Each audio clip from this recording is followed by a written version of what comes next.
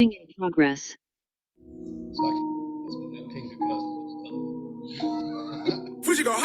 Stopping in, we've been tapping in. We ain't never late, dropping gems. We've been locking in. Now let's elevate. Took else to win, running laps again. This is steady race. People's champ, boy. Yeah, you know I've been a heavyweight. Stopping in, we've been tapping in. We ain't never late, dropping gems. We've been locking in. Now let's elevate. Took else to win, running laps again. This is steady race. People's champ, boy. Yeah, you know I've been a heavyweight.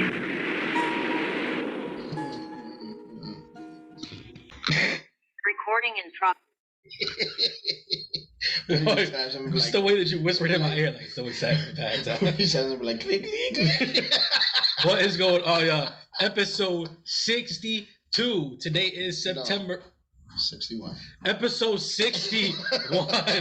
It is September 14th. The Heavyweight Bros is back in the building.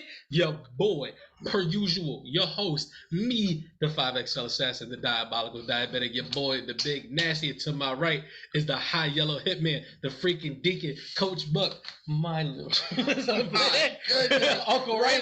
How you doing? What's going on, bro? I'm uncomfortable. You trying to get small. I was like, all right, that's for you. Right. He's like, bring you right back down the side. I need you at. I'm like, listen, man, I'm doing good, man. High school football's kicked off. Youth football is full running. Football is back, baby. That's all NFL football, college football. Like, this is the time of year where it is enjoyed. So it's already hoodie season, apparently. Oh, I don't wait. It was like, rain, low, breezy. It's gonna be hot by 12. I don't care.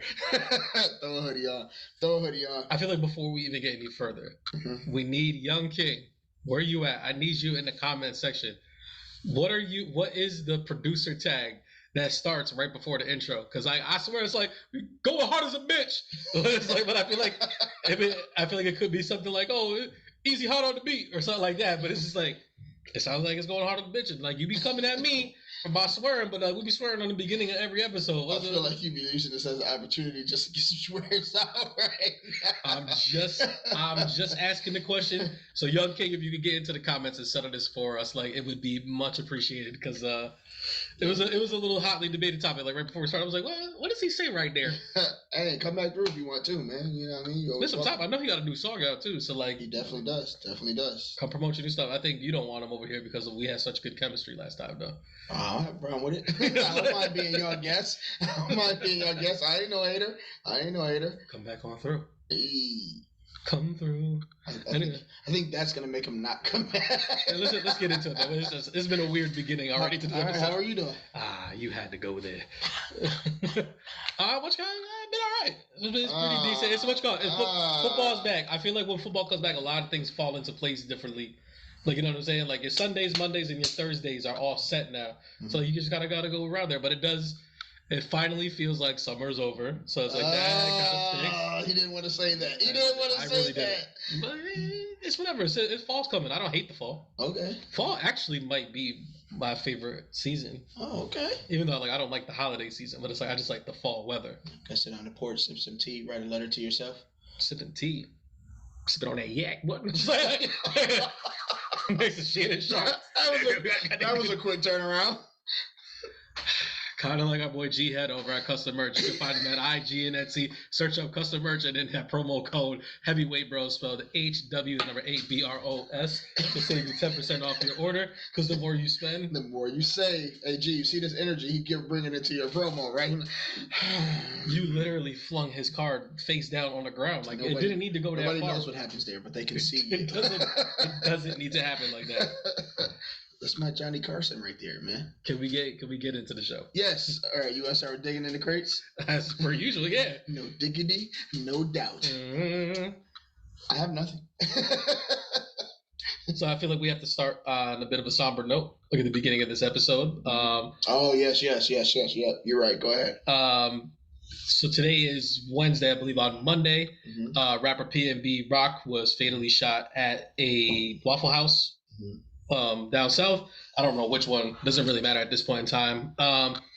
There's been a lot of stuff coming out about this, like, because like a lot of people have been. There's been a lot of blame put on his girlfriend because like she posted like a story that they were out there, so like people are saying that like oh, you're the reason that he got caught lacking because like you put his location out there. And I feel like, nah, those that is also like a well documented Waffle House that it's just like a lot of unsavory individuals hang out around there. And it's like this isn't the first time that anybody's got robbed or shot there. It's just like it stinks and it sucks that like we've really lost another young, talented black person for what? A couple jewels. Somebody posted it today, and that entire record label. So it's him, it's King Von, Young Dolph, and somebody else. There's like a bunch of them that are all on this record label. So I'm like, what's going on with this record label that all of their rappers are getting fatally shot these past couple years? Gotta be careful with stuff like that, man. Like I'm pretty sure that producers or record labels or whatever it is put insurance plans out on their artists. Not trying to start no type of big controversy or nothing like that, but I'm pretty sure they have some type of insurance out because it's like an investment. You know what I mean? Conspiracy reason out there? I don't want to be called conspiracy reason. I'm just saying if you were to look into stuff, it's like if you buy a house, you buy insurance for a house. Like if you invest into a company, you're going to have some type of insurance company. Even if you're renting somewhere, you have renter's insurance. So if something ever happens, you can still be compensated for your loss. And I would not doubt that entertainers have some type of insurance from the company that they are working for. I'm not saying that they're sending people out to kill people just for the sake of that, but it is kind of weird where there are a bunch of names under the same record label losing their lives. And it definitely sucks that, like you said, another young black male who was hustling to get themselves out of a certain situation ends up falling victim to the one thing they were trying to get away from. Yeah, so like nothing but love and respect out to the family of PNB Rock and to everybody that's mourning them. It's a real crappy situation, right. But it's like, you know, it's something that you have to bring up and you have to talk about. Just tired of it. Like it's just annoying because it's like he wasn't doing anything wrong. He wasn't doing anything to anybody, talking about anybody. So it's just like it's a shame, like what happened. Right, and I'm never, and this is not me blaming the girlfriend for anything. I'm never with the whole location thing. Yeah, like if I'm somewhere, you're gonna know I was somewhere when I'm already back. Like, but if it hits, it's gonna hit when I'm right next to you. Like, oh shoot, okay, you was chilling. Yeah, I'm not chilling no more. I'm back. But I don't. It's just so many things that could happen. Like the PNB Rock situation where they're like, oh, okay, he's at the Waffle House, or something as simple as, oh, you're not at home.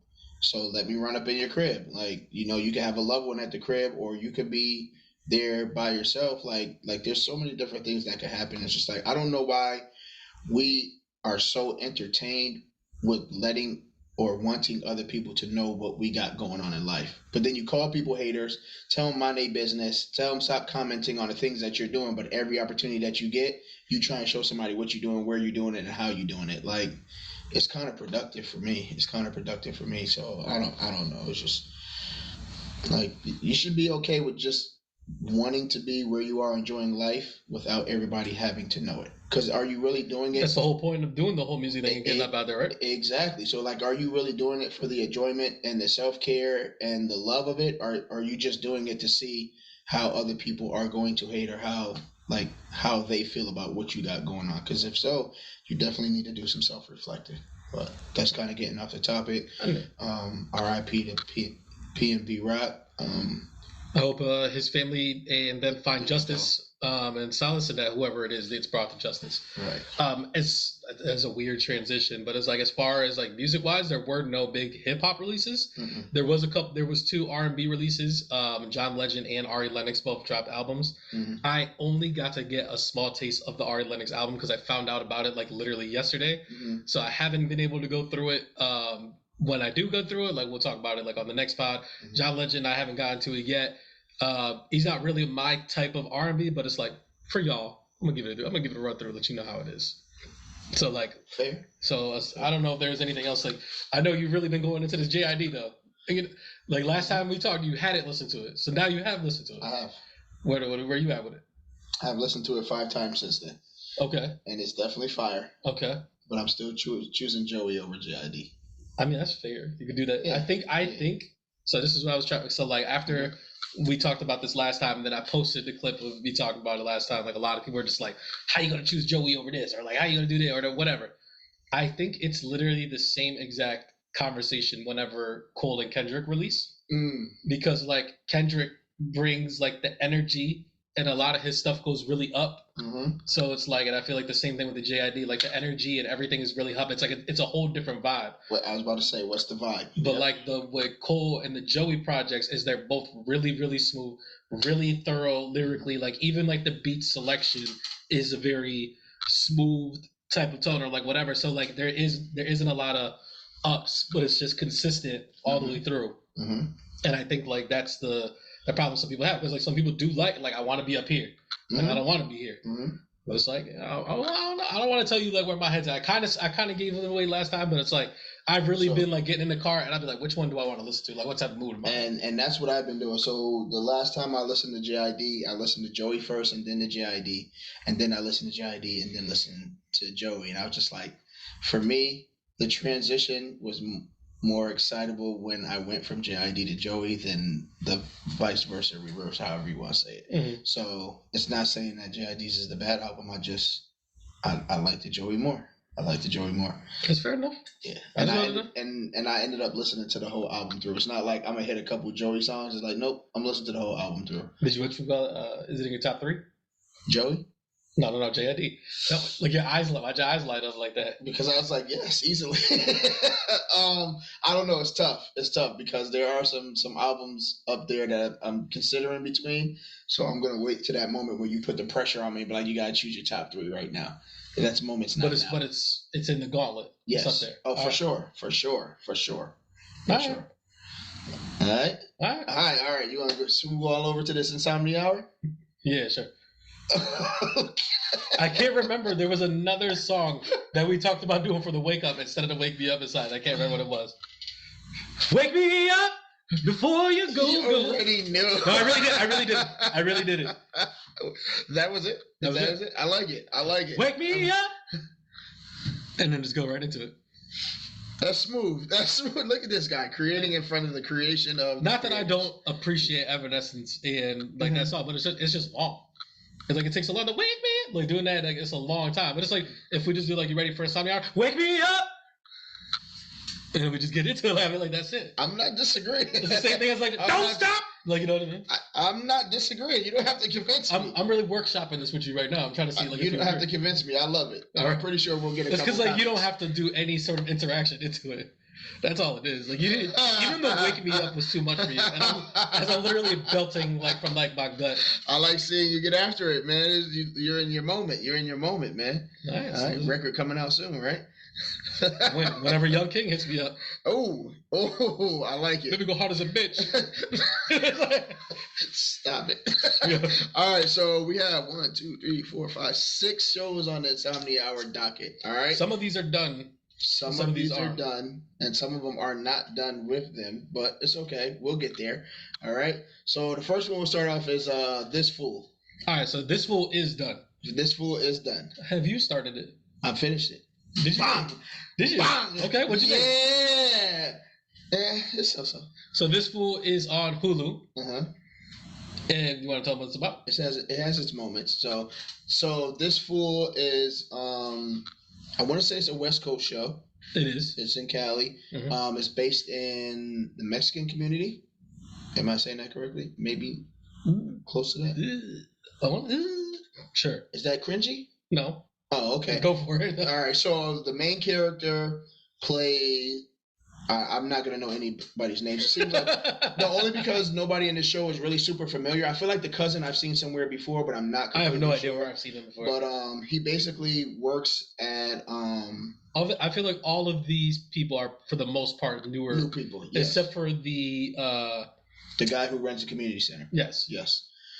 Which is odd because they have a lot of ethnic Hispanic characters, and he seems like he's not. He's white. He's most certainly white. Yeah, okay. He's 100% white. Making sure. I just didn't know if they were casting him in a Mexican role, but it's just like once more episodes went along, I was just like, I don't know. We'll see how it goes. But I can't even remember the main character's name right now. I can't either. But either way, he works at Julio. It is Julio. Yeah. He works at a community center where ex-cons go to rehabilitate their lives after they're released from prison. Thugs, not hugs. Thugs, not hugs. So they're literally Thugs, not thugs.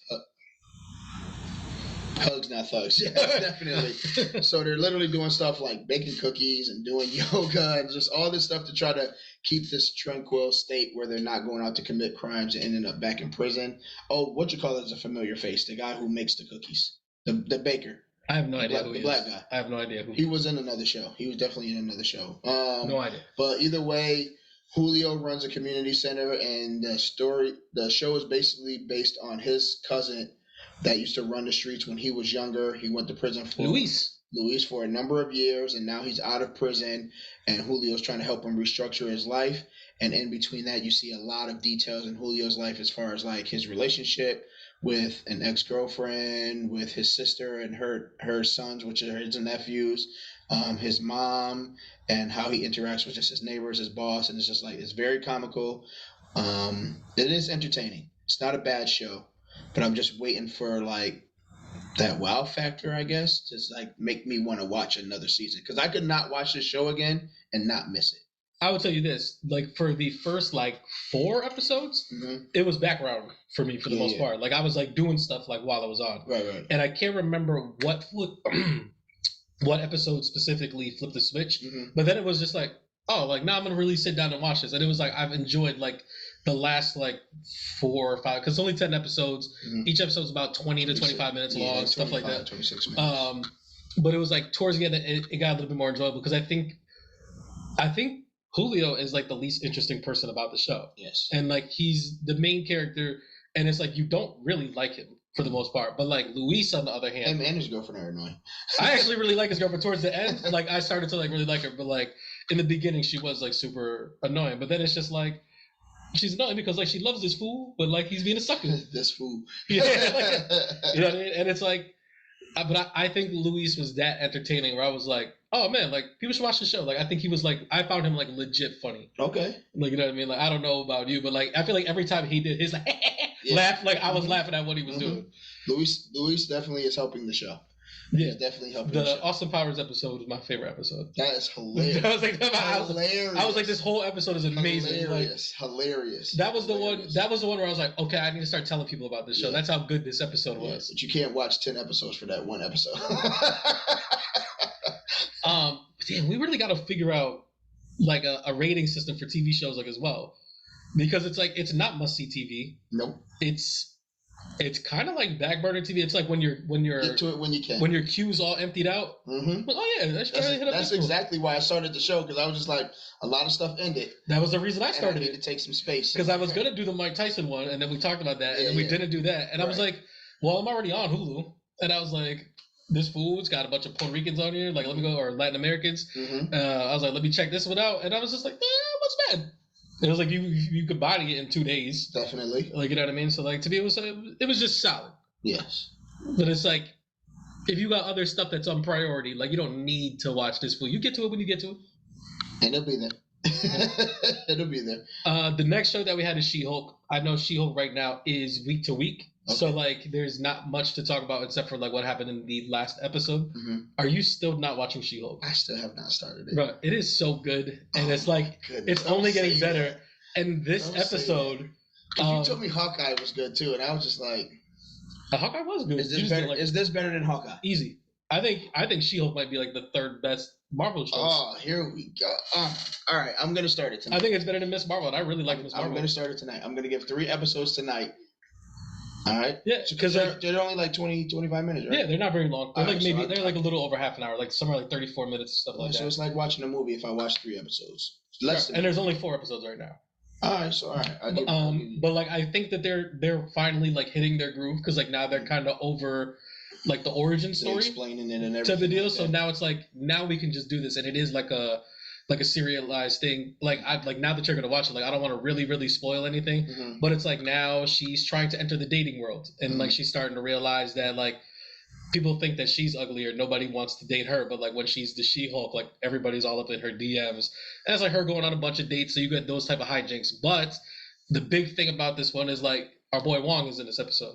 Wong shows up and he's in there for like a majority of and that's like she even says it in the beginning of it, because like she does like the Deadpool thing where she talks, like breaks the 4th wall and talks to the camera, and like Wong shows up and she's like, I know what you guys are thinking, Wong's here. that'll have you guys leave me alone for a week, right? Oh, I was just like, goodness, and it yes. was, he's money, Yes, bro. Like, yo, yes. this dude is like, yo, sprinkle a little Wong on I'm there. just glad I'm not the only one. I'm glad that this has become No, an everybody, epidemic because everybody it's like, knows. Like, what? no matter what you throw Wong in, you're like, all right, it's good. It's like, It's at least good. Wong was solid. Like, you know, he's gonna be funny. Right. You gotta watch Marco Polo, bro. Marco Polo, where that's the first time I ever seen Benedict Wong. He was like a con. I told you I started the first episode. You're a liar and some shit. I text you and I was like, you didn't tell me Wong was in this, and you was like, I didn't want to ruin it for you. I have the receipts. I can't wait for you to pull them up because you're a liar and some change. Fine. As soon as we're done, I'll pull up the receipts and you'll be like, oh, okay, my bad. Stay tuned for next episode where I talk about how Raisin's a cold-blooded liar. You throw the challenge flag. This right receipt here. does not exist. Okay. I was saying we can literally press pause on this whole episode and come back because they know it doesn't exist. Oh my goodness, you'll see. But yeah, I don't know if it's the best episode of She-Hulk so far, but it's like, if this is what I'm getting for the rest of the season, like I'm mad okay with it. Like that's how good it was. And like before we came here, I was like, oh yeah, I gotta watch She-Hulk before we come. And it was like, damn, She-Hulk comes out on Thursdays, not Wednesdays, and I was a little disappointed. And I was like, am I getting disappointed over She-Hulk? I was like, She-Hulk must be pretty good. All right, I'm gonna give it a shot. We'll see what happens. All right. Next we have. There's a lot of stuff on there. I don't know if there's any of these that you haven't watched. I haven't watched that last one. And I haven't watched the one before that. Okay. So we'll go to House of Dragons. No, we talk about the ones that we did watch afterwards. We'll talk about those last. Oh, okay. All right. So the patient. We'll go with the patient. All right. So why should I watch what is the patient and why should I watch it? I'm about to tell you. I know. Is because I know what it is. Right. want you to tell me. I started a new show. It's on Hulu. I can't remember how long the episodes are. I don't feel like they're super long, but I don't want to say they're like in that 30-minute bracket or in that hour bracket because it may be like 45-minute episode? Yeah, because it doesn't seem like it takes long to get through an episode, but that could just be because I'm enjoying the show. But basically, Steve Carell. Yeah. Am I right? Look at me. Michael Scott, who has bounced back very vigilantly. Is that a word? Vigilant is a word. I just don't know if it applies to this sentence that you created. But it's all right. I just threw it in there. He has had a very good bounce back from Space Force. Should have never happened. The thing is, like, I completely forgot that show existed. I was like, damn, what was the last thing that he did? You said that, and I was like, so to everybody else at Netflix, it's a Space Office terrible version. All right, so he's taking a more serious role on, and he plays a psychiatrist or a therapist, and he is counseling a serial killer. Okay. So what happens is the serial killer is going for therapy, but he's giving them all like these fake excuses on why he's actually there in order to feel Steve Carell out to see if he's actually a really good therapist before he decides to kidnap him, chain him up in his basement, and then give him therapy sessions in his basement about what he really needs therapy about, which is he wants to stop killing people. Okay. So basically anybody who like is rude or treats him unfairly or makes him upset, he instantly gets the urge to want to kill that person. Is he Hannibal? No. He's not eating them or anything like that. But did you watch the show Hannibal? No. Yeah. It's probably like one of my 3 favorite TV shows of all time. I'm happy for you. I'm not doing it. Paige. But hit these comments, bro. We gotta let these know about these hand and B's on the cam and the D. You know, they gotta know. They gotta know. Okay. They got to know about Pycelius. Okay. So doesn't say how many. If you ever want a crash course in like what gay love really is, watch Hannibal, bro. I'm kidding. Because I was like, that is not selling you. I'm all set. So the murderer, it doesn't say how many people he's actually killed, but he has said that he has killed people, and he felt like he couldn't fully get therapy without releasing this information to Steve Carell's character, but he also knew if he let go of this information, then more than likely he was going to end up in jail.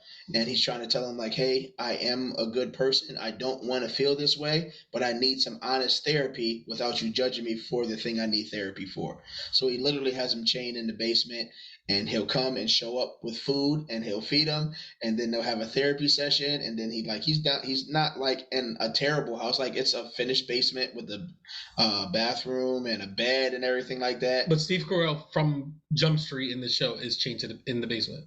The first episode shows him in therapy, and then by the end of the first episode, he gets kidnapped by the serial killer and put in the basement, and he's chained to the floor, and that's when they have their first therapy session with the real facts. Okay. And it's really suspenseful. It's really I'm enjoying it. And is it a weekly, or do they got all the episodes out that you can binge? it's a weekly. Okay. It's a weekly. How many episodes are out already? 4, I want to say. Okay. Yeah. So it's pretty exciting, and things are starting to ramp up. Because at first, the first couple episodes, just like, all right, we're just talking about this. Then the last couple episodes, kind of like, all right, I'm getting these urges again. Like, what's really about to happen? And then, like, you find out exactly, like, the contents of him staying in the basement, where he's at, what the other guy has been through to get him to this situation. And it's just like, it's pretty cool. Okay. Yep. Patient on Hulu. Check it out.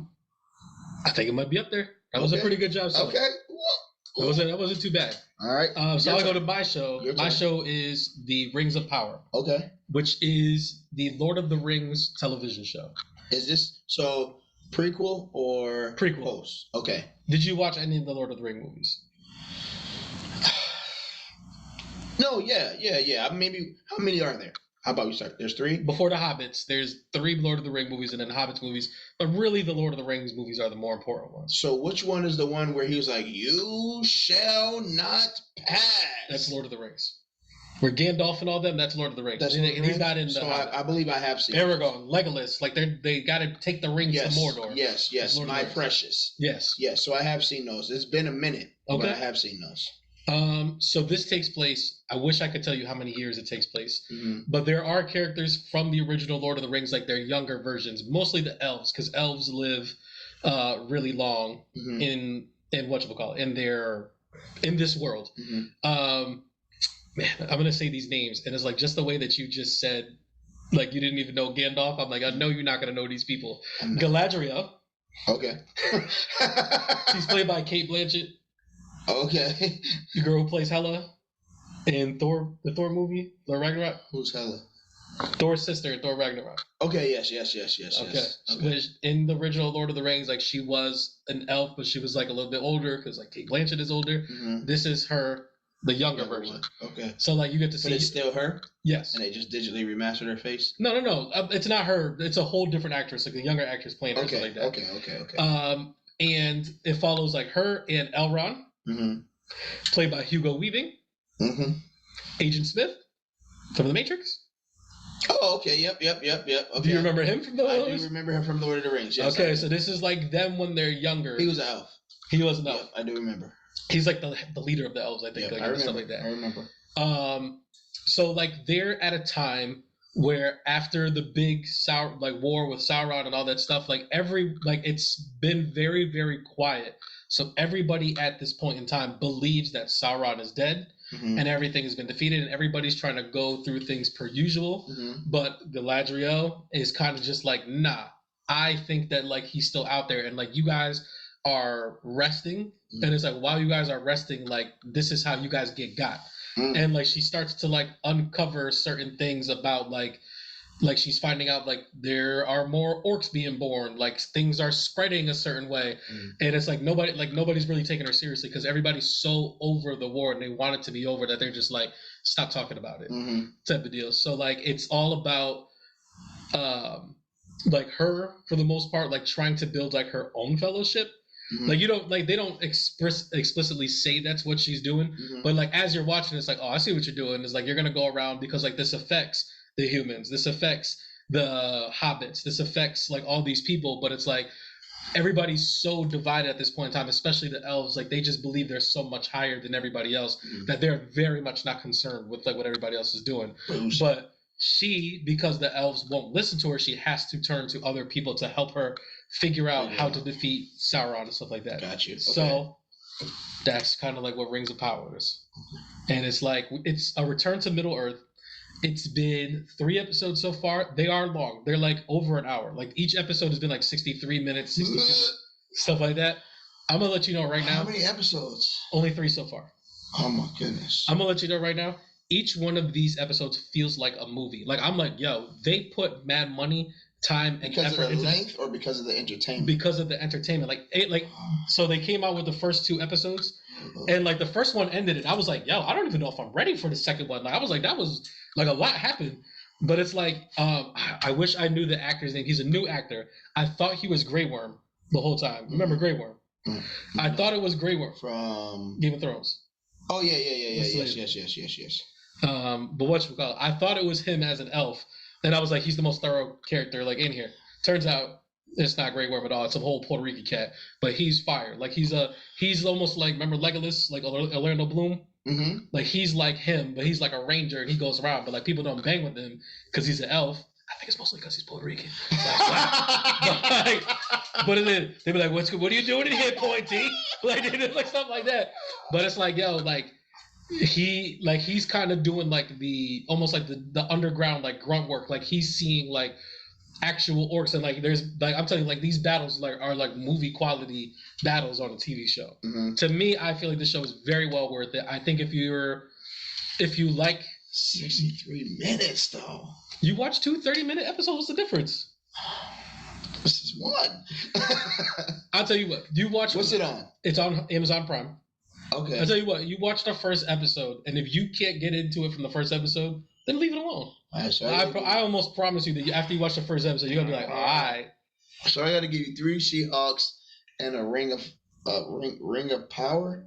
The Rings of Power. Oh my goodness! All right, so I'm gonna give you 2 Hulks and a ring of power. That's fine. I honestly feel like if you give me, up to a movie I feel like if you give me 1 Ring of Power and the 2 She-Hulks, like I feel like you'll get a gist whether you want to watch either of them. Perfect. All right, that's what I'm gonna do for you. But yeah, I find it immensely entertaining. I can't wait to see how it ends because like I'm usually not a fan of prequels because it's like we know where everything ends up. Right, but it's like the story that they built in this show. It's like, oh, we never learned about half of this stuff. I was like, what is it? But then they do give you some things. It's like, oh, I know what that thing is, and it's like you just know where it's gonna go. Like, people be like, oh, look at this. Like, what is this? And you're like, oh, don't touch that. Don't tell anyone. You just see it. You know. Question. Go ahead. Lord of the Rings or Harry Potter? Like, are we counting the Hobbits with the Lord of the Rings? I mean, is it part of Lord of the Rings? It is, but it's like, nah. All right, so we just go on Lord of the Rings or Harry Potter. Lord of the Rings. I think the Lord of the Rings trilogy is like the greatest trilogy of movies. Get in the comments on that one. I don't have a preference. I just wanted to start some trouble. I literally think the only series of movies that can challenge the Lord of the Rings trilogy is the Toy Story trilogy. Wow. Like aside from that, like nobody's banging with those 3 movies. Wow. Maybe Rush Hour. I do love me some Rush Hour. I was just talking about Rush Hour today. You know, the kids be getting off to school at the bus. We got a lot of bottlenecking with parents dropping kids off. I was like, you know what? I'm gonna get me a custom life jacket, and I'm gonna be just like Chris Tucker in Rush Hour. And it was sad because there was a few people like, what? I was like, please tell me you've seen Rush Hour with Jackie Chan and Chris Tucker. No, I was like, please walk away from me. A lot of them probably don't even know who Jackie Chan or Chris Tucker are. Oh my goodness, please. Think about that. That's not. I know. There was a report like a couple months ago that like Jackie Chan was in the hospital, and like I literally like my heart, like I was like, I never realized how much I love this man until this moment. I was like, Jackie. I was just like, no, Jackie. I still remember going to see Rumble in the Bronx in the theater. That was a staple VHS in my household. So every time the cable went out, Rumble in the Bronx was getting put out there. Mm-hmm. My VHS got stolen. Bring me back my movie. You took that and the Goonies from me. We gotta holler at you. Oh, you ain't gonna call his name out? Nope. You know who you are. Nameless. You know who you are. Nameless. All right, what's the next show we got out here? The next one is House of Dragons. Or should we do Cobra Kai? Because I'm not done with Cobra Kai. I guess Cobra Kai is all right. Go ahead. We'll go Cobra Kai. Cobra Kai is an anime. I don't care what anybody tells me. Like, I'm watching this show, and I was like, this is exactly what anime is. It's just live action. And I fucking love it. Give me all of the Cobra Kai you can give me. Every episode, I'm like, I'm about to throw out another one. Every time an episode ends, and the next, and then I'm like, let's fucking go. Let's go. Listen. You know what I love most about this show? I'm just because it's what would you call this? Like a teen drama? Not even a teen drama because it's like I don't want to call it a remake, but it's like a reboot. It's a reboot. It's a reboot. Because it's a reboot. Every time I watch it, whether it be an episode or a season, I'm like, I'm just waiting for the the flashback. I'm just waiting for this to get terrible and cheesy and for me to not enjoy it. And every time I expect it to do so, it does not. It does the complete opposite. It keeps getting better. It keeps becoming more fire. Every single time I think of the Karate Kid and the people that they could add to the show, they say, guess what? Wish has been granted. You thought bad boy Mikey Barnes wasn't going to make it back? Guess who's back, baby? Listen, I thought Kiki Bo was gone. I was just like, I was like, my bad. Spoilers is coming. Spoilers is coming. I was going to say real quick, I have not seen the last episode, so I don't know if it's happening. The last the main episode is fire. The whole season has been fire. No, but this last episode, like, all right, so they've been ending the season, which I respect, with some realness every time. It ain't just like, we just ending it right here. See you next time. Like, it got real. We done got people got their spines broken and had to recover. Oh, yeah. I thought you were talking about this happened now. Yeah, we done had houses vandalized, stuff burned down. When they threw that kid through the window, Ninja Turtle style. I was like, listen, man, like they are going no holds bar. You know what I mean? And I feel like they dropped this season like mad quietly. By the way, like it was one of those things where like I went on Netflix, I was like, yo, Cobra Kai's out. Wasn't quiet for me. It wasn't quiet for me at all because I got that notification. Do you want to continue Cobra Kai? Yes, I do. I was at work when that joined. I was like, yes, I do. I watch a little. Oh my goodness! I gotta get home. Let me tell you, man. I finished this season in 2 days. I'm mad that it's taking me longer, but it's like, 2 days. The adult responsibilities are killing me. I'm like, can I just sit and watch this Cobra Kai in peace, bro? Listen, but I did definitely bang out like 4 episodes in a row. Like, one day. Listen, these overnights, I'd be like, yeah, man, I'm gonna get a little rest, do a little work. I'm like, no, I'm watching Cobra Kai. You out there pledging the Miyagi dough right now? Like, every time. Man, listen, Silver. That boy Quicksilver was the perfect villain. Perfect villain for the season. Not only is he exactly the villain he was on the movie, but he's even elevated as a villain on the TV show. That's my thing about this show. This show is all better versions of the characters from what we remember from the movies. Chosen is a savage. Chosen is a savage. A savage. Terry Silver might be the best overall character of the show. The best addition, without a doubt, is Chosen. Chosen has been amazing the entire time. When I was a kid, I don't know if I said this last time, but Chosen was the one that made me want to get a butterfly knife. I mean, Danny was like, behind you! It was like, I mean, I jumped down, I was like, listen, you want to know what my first taste was? Remember how you always went to the Big E as a kid with your school? Yeah. They had the butterfly combs. So I know exactly what you're talking about. I made sure to buy a butterfly comb, and I should be like. I remember somebody pulled that out in school, and the principal came mad crazy. He's like, you might want to leave that home next time, bro. Man, you should. Nowadays, you would definitely get suspended. You definitely get sent home for that. But we was definitely. Mind you, I had the little kid and play box. I was like, we're just going straight up with this. I need a picture. I did not know that this was something that was in existence. Oh yeah, with the mock turtleneck, with the matching sweater with the little goats. I thought he was Blade Brown. That's what it looked like. Ducky Handoff. Yo, hilarious. All right, we digress. Karate Kid. I mean, Cobra Kai is fire. I feel like we can gush about the show. Cobra Kai is fire. Like must watch TV. Yes. I'm trying to figure out who can you bring back? Like they overloaded this episode. They even brought his original girlfriend back. Yes. Now. And I was like, yo, let's go. Yes. But so what I was getting ready to say is like I didn't see the end of the season, so I don't know if this has happened. But since this show has started, everyone has been asking, are we going to get to the point where Hilary Swank is going to come on this show? Because remember when she was in there, and she's going to bring her eagle. I promise you, if Hilary Swank comes on the show. Oh, so she's not on it. I'm going to stop watching. You're a liar. You're a liar because like the way they've been doing these characters, if she comes back and she's thorough, you'll be all about it, and you'll rewatch that movie with that stupid ass Falcon movie. Out of nowhere, you jump on the front of a car. Come on! If she comes back, there's no way they don't make fun of that joke at some point. She's like, I jumped over a car once. Yeah, listen. And like she's got to bring that Falcon, that eagle back that she had in that movie, bro. Somebody's gonna get hit by a car. She's gonna be like, why didn't you just jump on the hood? That was Karate Kid 4, right? It was Karate Kid trash. I don't know which one it was. I'm pretty sure it was the fourth because the third one is Terry Silver. So first is Johnny Lawrence. Second one is Chosen. Okinawa. Yep. Third one is what's called? Is Terry Silver and so Nikki Barnes. Yep. And then part 4 is Hillary Swank. Are we gonna get to the point? Like, is there gonna be a call that they were like, "Yo, we need some Swank on this season"? Is it coming? I hope not. I think Karate Kid's gotten big enough because, like, what has she been doing? I really hope not. I'm here for it. I hope her and Amanda LaRusso fight. I'm all here for it. I really hope not. I feel like if there was any season they could do it, it would be this one, and they didn't do it. I think they're all set. Like, I know that I haven't finished it. You have finished it, so like it's tough for us to say this. Yo, this do you have a last favorite episode. Do you have a favorite moment so far? I gotta say this too. This is a karate show. A lot of my favorite moments in this show have nothing to do with them fighting. Right. Like, do you have a favorite moment so far from this season that isn't from the last 2 episodes that I haven't seen? Nah, they all in the last episode. All right, let me think. I think my favorite so far, and like it was a small seed, but it was just like I thought it said a lot. Mm-hmm. But it's like they have to decide who's gonna represent Miyagi-Do and who's gonna represent them on each side.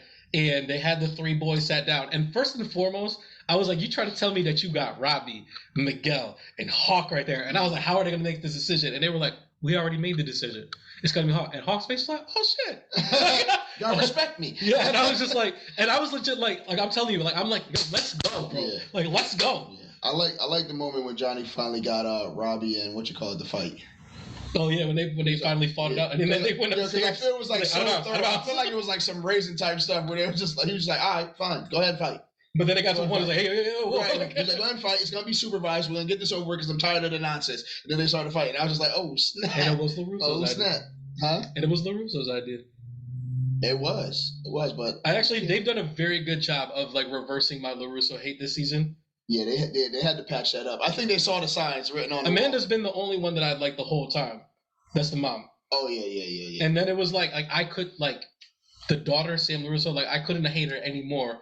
And I was like, really? Do tell. I couldn't stand her character these last two seasons. Why not? What do you mean? Why not? I just thought that she was super whiny. She was super annoying. Mm-hmm. She was very like irrational, like where she would make a decision, right? And then like for instance, like she'd be like, I want to break up with you. Mm-hmm. And then they'd be like, okay. And they would spend all the time like, please get back with me, please get back with me. And she'd be like, no. And then like she'd go do something, and then they'd be like, all right, forget her, move on. And then she came back like, how could you have moved on? And I was like, oh my God, like you are so annoying. Who's the character? The girl from Hawkeye. That is not like Kate Bishop at all. She didn't date anybody or do none of that type of stuff. What are you talking about? She's just annoying. You just wanted to bring up Hawkeye for no reason. There's no point for that. Can I ask you a question? God. Cobra Kai or Hawkeye? Cobra Kai is like one of like my 5 favorite shows of the season of like this year. What are you talking about? I'm not joking like with my excitement where I'm like, yo, let's go. Like I'm mad in on this show. And it's like one of those things where it's like every time it's like, oh, it's gonna start to get corny and you don't want to do it, and then like bang, you right back in it. Favorite character of the season? Oh, I mean, I know some people may not agree with this, but I'm definitely going with little black dude. Kenny Payne? Yeah, Kenny Payne. Kenny Payne? Yeah, Kenny Payne. They do a good job of like he's supposed to be like a bad guy, but like you get him and you feel for him. Right. And I think he's done really well with the role. Absolutely. He's done really well with the role. I like how they have and I don't know if this was intentional or not, but the ethnic capacity of the star characters is very also diversity. Yes. Okay. Yes. It's very it's correlated well because like you have Miguel, you have Robbie. I was about to say who's the Puerto Rican character. I forgot about Miguel. You got Miguel, you got Robbie, you got the whole Johnny Lawrence and Miguel's mom thing going on. And then hold on, bro. Actually, don't hold on. Finish your point. And then you have just the representation, like in general. Yes, exactly. So I like where they're going with it. I also like the fact that like Johnny Lawrence is like almost like a bigot, but like we kind of just like forgive it because like he's just ignorant. So that's it. And it's just like he's not really what he's doing is racist, but he's not being racist, like type of deal. But yeah, or is it when we have the crease therapy scene And like we start getting like all the CGI that they did for that young Johnny Lawrence, bro. Like my heart literally dropped. I was like, young Johnny, like yo. It's only the beginning. It's so listen, bro. You got to finish these last couple episodes. Honestly, I'm not so much to talk about because you have not watched those. All right, so let's stop talking about it now before I get mad. So let's do that. Like, let's go. I might rewatch the last episode tonight. All right, I promise I will have these 2 episodes. We got one more show. Okay. Which is House of Dragons. House of the Dragons. Is it House of the Dragons? Yeah, House of the Dragon. And like, remember I made a joke. I was like, black people are gonna call it House of Dragons. It is the House of the Dragons.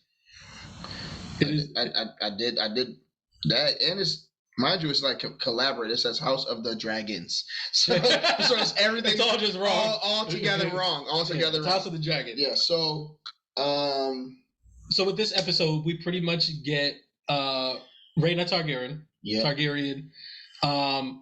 She kind of blows off her dad. Like with he kind of sets up this tour for her to go on, so that way he could pick her prince. Like he was trying to be as inclusive with her feelings as possible. Like in the decision, he's like, "Yo, you got to get married to someone." Mm-hmm. Usually, like you just get betrothed, but he's like, "You know what? I'm gonna give you the benefit of the doubt. I'm gonna have you pick somebody. I'm gonna send you on this tour." Mm-hmm. He sends her on it. She's not really feeling anybody, so she just blows the tour all the way off. And then decides on her own that she's going to, like, first and foremost, like, she gets taken to the city by her uncle and almost gets taken to Pound Town by her uncle. Mm-hmm. And then she's just like, oh, I can't get that. Let me go get my man, Sir Christian, who's been guarding the door. It's a lot. yeah, you know what I'm saying? A Knight's Tale. So, like, she's kind of like... Wait, is that Martin Lawrence? What? A Knight's Tale is Lawrence. It is, right? Yeah. Okay, my bad. Continue. No, A Knight's Tale. You're thinking of the Black Knight is the Martin Lawrence one. Oh, you're right. There you go. Yeah. Makes sense. Heath Ledger's A Knight's Tale. There you go. And yeah, she's kind of just taking the reins of like her sexuality is kind of like for the that I would say is like the A plot of this episode. Mm-hmm. Thoughts on the episode? It was very cringy. Was it? Yes, because I don't even know how old her character's supposed to be. But she's still built like she's like 16, I think. Yeah, she looks like she's in 4th grade. It's just like it was just like real cringy, and I was just like, what's going on here? But I understand, like based on the time. I think we talked about this early on in the episodes where it's just like there's going to be some stuff that people see as controversial, but like the dynamics that I'm seeing is just like how much undercutting deceit his brother really has in him, and how far he's willing to go to try to get this throne. And it's just crazy because it brings you back to the original Game of Thrones and how much things people were doing to make sure that they can get to that seat. Like I remember Game of Thrones, like within the first few episodes, people that like prominent characters were getting offed right away. Yeah. Just like, yo, what people that they set up were like, oh, these people are going to be important, right? But not for not to the head on a stake. You see it as soon as you come walking into the building. It's just like, and I feel like House of the Dragon, Targaryen. Yep, it's starting to get to that point to where a lot of things are really gonna start. Not that it's not already turned up, like they are wilding already, but I just feel like that classic Game of Thrones where things start to get really gritty and then war is happening, fighting is happening. I think we're gonna see a lot more dragons soon because I feel just like there's supposed to be 9 dragons in total. Yeah, and between the father losing his wits and his wife where she is and the firing of his hand and then the brother plus the daughter, I feel like there's going to be a lot of contention in that house and things are going to get really chaotic. And that's what I'm here for. So this last episode was episode 3? Oh, I can't tell. It's either yes. It was episode 3. Yes. So like this next episode is actually the last episode we're going to get with the current Rhaenyra Targaryen and the Queen because there's going to be a time skip. So they're going to be played by different actresses. Really? Yeah. So like we're going to find this out. Well, they've been talking about that like before the show started, and like who is they? Like the people that go on Twitter, like the creators of the show, stuff like that.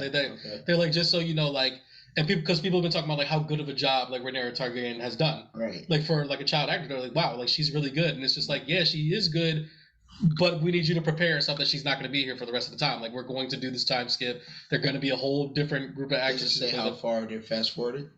I know that they're supposed to be like adults, like they're gonna be like 20, like late 20s, early 30s. So 10 years. Yeah, we'll say about 10 years. They already have like the pictures of them, and I was like, I don't know who the casting director is of this show, but damn, they do a damn good job because like the new girl still looks like her, and like so on and so forth. And I'm the like, young girl looks a lot like who was the main dragon girl from Game of Thrones? Daenerys. Yeah, she looks a lot like Daenerys. I wouldn't be surprised if we see this girl like in more stuff. Yeah, that's the thing is too is like when I watch a lot of these shows, like when I watch Euphoria, when I watch Cobra Kai, when I watch, well, now that I'm watching this, I'm just like, who's poised? Who's gonna be in something else that we're gonna see soon? Like we already know, like Miguel is gonna be Blue Beetle, Nate Jacobs is gonna be like Elvis, and like all this other stuff, like from Euphoria. Like I wouldn't be surprised if we start seeing more people. Like her specifically, I don't know what big superhero role is out there, but she's going to be in something. Like I feel like she's gonna be very highly sought after because I think she did crush it. Right, and the kid from Euphoria, the younger brother.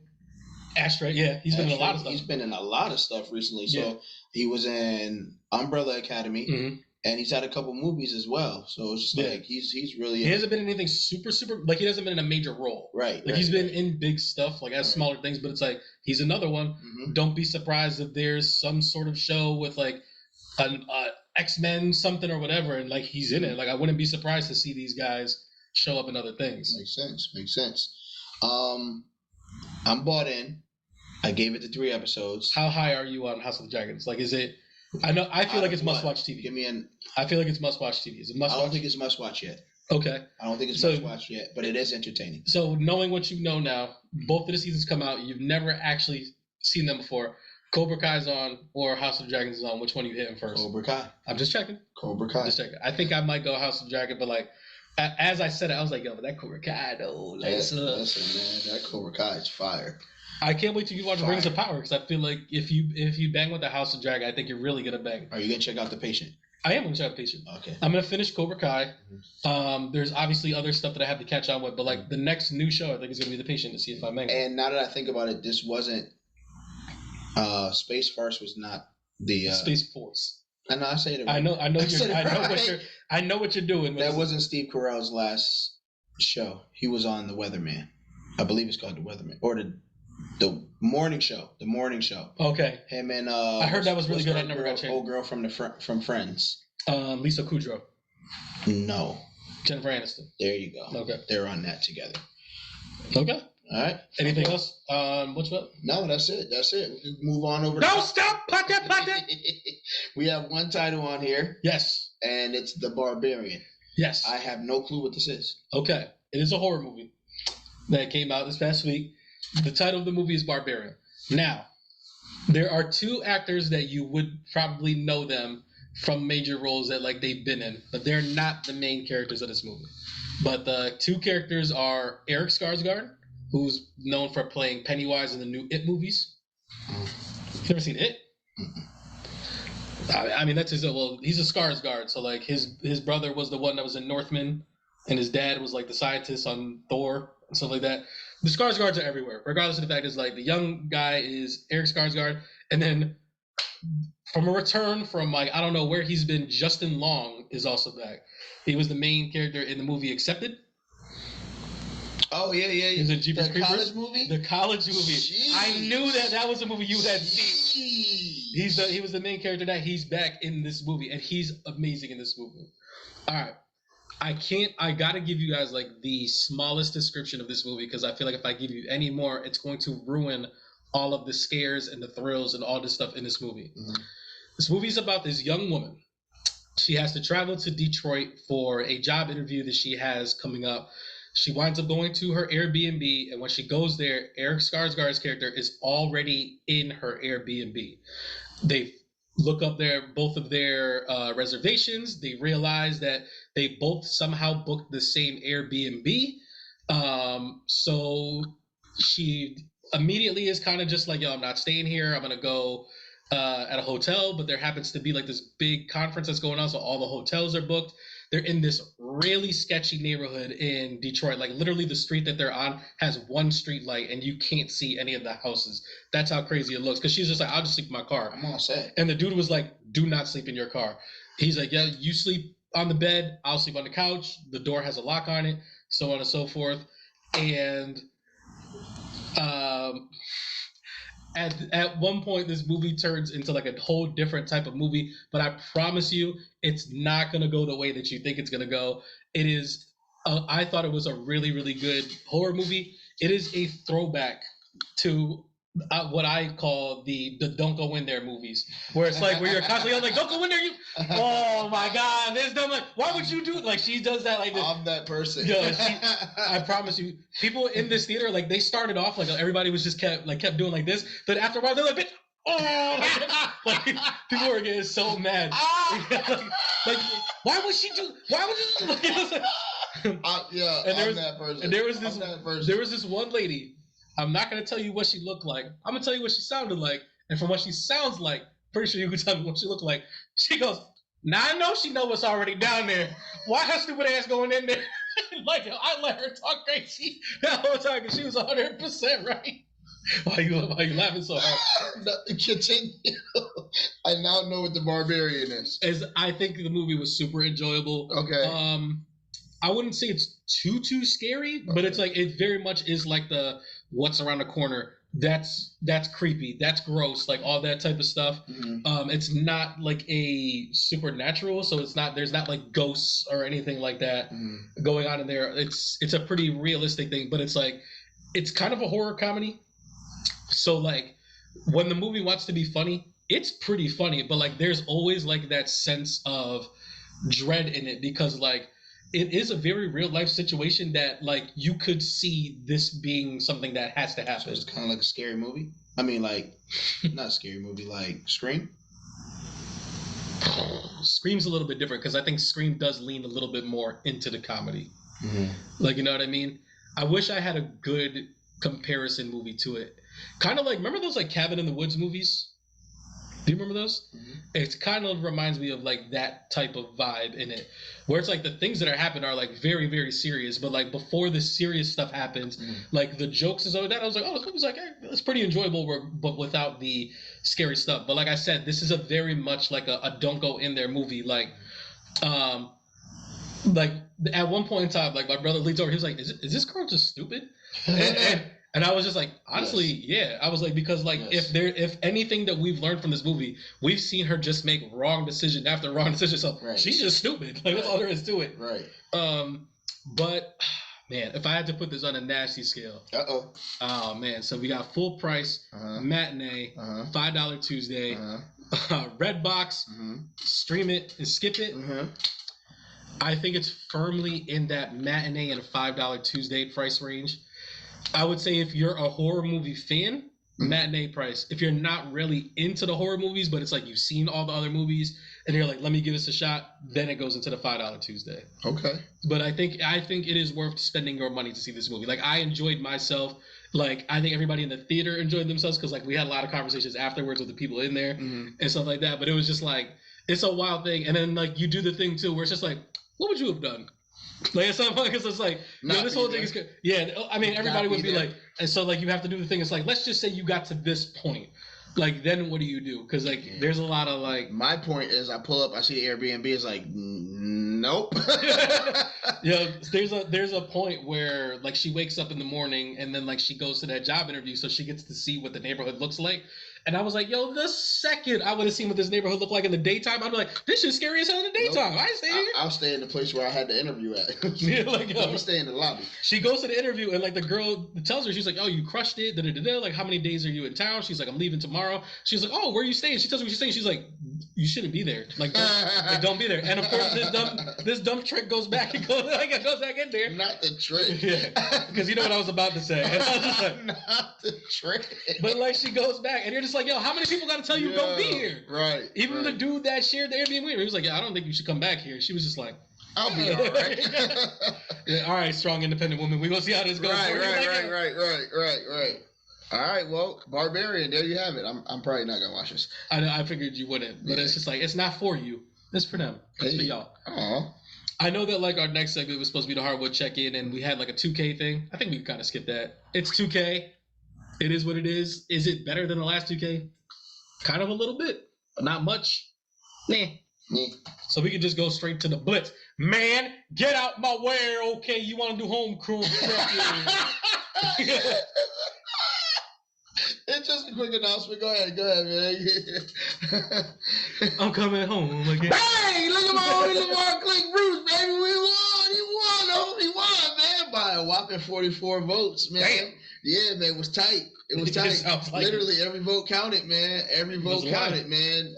Me and wifey went together and went and voted. Took our little picture right in the voters booth. Like, hey, man, we voted.